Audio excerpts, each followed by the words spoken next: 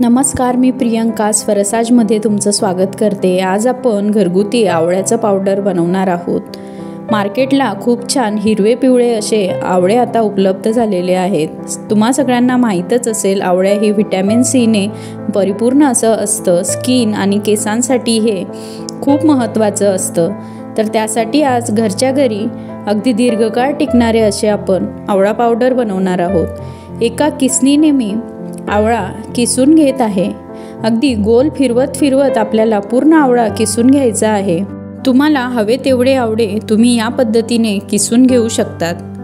हे अशा प्रकारे पावडर बनवून ठेवल्यास हे 2 ते 4 वर्ष तुम्ही तसेच वापरू शकतात। आवळ्याच्या पावडरला काहीही होत नाही। मी इथे आवळा किसून घेतलेला आहे, तुम्ही पाहू शकतात। सर्व आवळे याप्रमाणे किसून घेतल्यानंतर 2 दिवस मी आवळ्याचा किस उन्हात वाळवून घेणार आहे।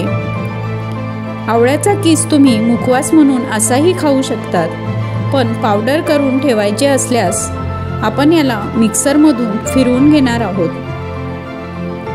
आवळ्याचे पावडर तुम्ही केसांना लावायच्या लेपमध्ये देखील मिक्स करू शकतात। आवळ्याचा किस छान वाळून तयार आहे।